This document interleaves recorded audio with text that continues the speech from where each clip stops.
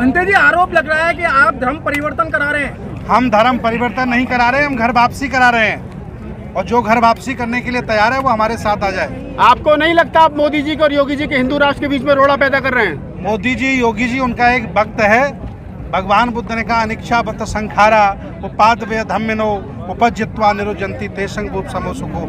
हर चीज का वक्त होता है, उनका उठने का वक्त चला गया, अब गिरने का वक्त आएगा और आगे चल के बहुजनों की सरकार बनेगी और देश में शोषित यहाँ का हुक्मरान बनेगा।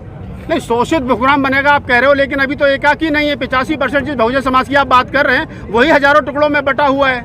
वही हम काम कर रहे हैं। जो टुकड़े कर रहे हैं वो दूसरे लोग हैं, हम टुकड़ों को इकट्ठा करके एक समाज बना रहे हैं, एक समूह बना रहे हैं। क्या निकट भविष्य में बनते थे सुमित रतन जी कोई राजनीतिक पार्टी भी बनाएंगे?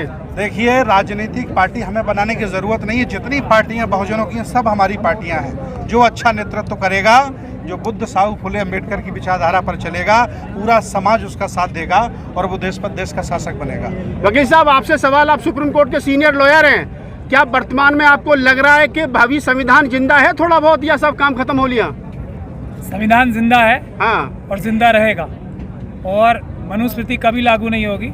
मनुस्मृति लागू नहीं होगी तो मनुवाद भी खत्म होगा, अम्बेडकरवाद ही रहेगा देश में और कुछ नहीं रहेगा। इस प्रकार से घर वापसी का नाम दे करके या बौद्ध की दीक्षा दे करके और लोगों को जगह जगह इकट्ठा करके अभी आपने घोषणा कर दी कि अब दिल्ली में लाखों लोग करेंगे, बनारस में करेंगे, चाहते क्या हो आप लोग? भारत का संविधान लागू करना चाहते हैं। भारत का संविधान पूरी आज़ादी देता है, कोई किसी भी धर्म में जा सकता है, कोई भी धर्म अपना सकता है। तो भारत का संविधान लागू कर रहे हैं, वो हमारा फ़र्ज़ है, हर एक वकील का फ़र्ज़ है, हर एक नागरिक का फ़र्ज़ है कि भारत का संविधान पूरी तरह से लागू हो। इसीलिए सभी को आज़ादी है। मैं ये समझता हूँ ये कार्यक्रम तो और ज़्यादा होंगे, और ये इस वजह से हो रहे हैं कि लोगों को सच्चाई नज़र आ रही है, बुद्ध धर्म की ताकत नज़र आ रही है। एक बार फिर लोग जा रहे हैं, जो बहका लिए गए थे वो वापस जा रहे हैं। इसमें किसी को क्यों परेशानी है? वकील साहब, जिस तरीके से घर वापसी की बात कर रहे हैं तो उन पर आए दिन FIR हो रही है। गाजियाबाद में FIR हुई। एक बात ध्यान से सुन ले, वो सब जो मनुवादी मानसिकता के हैं, भारत के संविधान के खिलाफ जाके कोई प्रधानमंत्री हो या चीफ मिनिस्टर हो, अगर इतनी सी भी कार्रवाई करेगा तो उसको जेल में भिजवाने का काम हम अम्बेडकरवादी वकील करेंगे।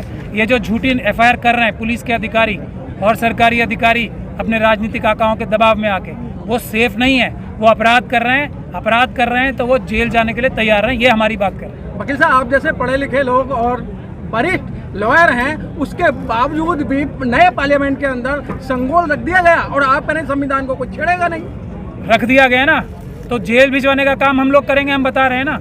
हम भी तो, हमारी बात भी सुनिए, टाइम लगता है। संविधान के रास्ते पे थोड़ा लंबा टाइम होता है। पीसफुल रास्ता और संविधान का रास्ता, बाबा साहब का रास्ता थोड़ा सा लंबा होता है, लेकिन होता वही है जो संविधान कहेगा। ये सब लोग जो आज संविधान तोड़ के ये सब हिंदू राष्ट्र बनाने की बात कर रहे हैं, वो जेलों में आपको मिलेंगे, लंबे समय के लिए जेलों में मिलेंगे, ऐसा हम वादा कर रहे हैं। बनते सुमित रतन जी, मेरा एक सवाल है, जिस तरीके से RSS के साथ में 40,000 से ज्यादा संगठन मिलकर काम कर रहे हैं, क्या आपके पीछे भी कोई ऐसी शक्ति लगी हुई है जो आप बार बार निरंतर जो है नई जगह पे जो है धर्मांतरण करा रहे हैं?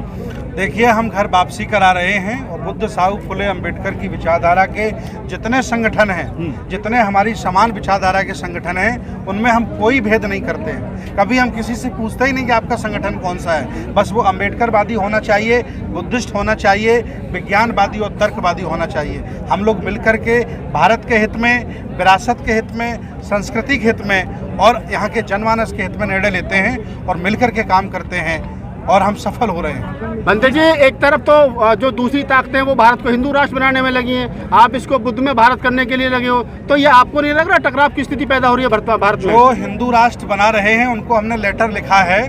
पहले नेपाल को हिंदू राष्ट्र बना के कौन सा आपने अमेरिका बना लिया। अब हमारे भारत पर नज़र हटाओ और अपनी जो गलत सोच है, जो गलत मानसिकता है, जो छुआछूत, जातिवाद और ऊंच नीच से भरी पड़ी है, लेकर के कहीं दूसरी जगह जाओ। मेरे भारत को मत छेड़ो। आपने हिंदू राष्ट्र नेपाल को बना करके क्या नेपाल की तरक्की कर दी? आज नेपाल लगभग 100 देशों से भी पीछे चल रहा है। नेपाल था ना हिंदू राष्ट्र। भीमराव जी, आपसे एक सवाल है, आप महाराष्ट्र से चल करके आए हैं, बाबा साहब का बिलड है, आपको नहीं लगता कि आपको महाराष्ट्र में काम करने की जरूरत है? उत्तर प्रदेश में तो ऑलरेडी बहुत सारे लोग काम कर रहे हैं। मेरी जो संस्था है जो बाबा साहब ने निकाली हुई बुद्धिस्ट सोसाइटी ऑफ इंडिया, वो पूरे देश भर में काम कर रही है। हम महाराष्ट्र में सीमित नहीं है, हम साउथ में जाते हैं, नॉर्थ में जाते हैं। बुद्धिस्ट सोसाइटी ऑफ इंडिया इस उत्तर प्रदेश में भी बहुत बढ़िया काम कर रही है। नहीं, आप कह रहे हैं कि बढ़िया काम कर रहे हैं, लेकिन महाराष्ट्र के लोग, जो महाराष्ट्र में फूले अम्बेडकरी विचारधारा की जो राजनीति है वो कई टुकड़ों में बैठ गई और बहुत बैकफुट पे चली गई है।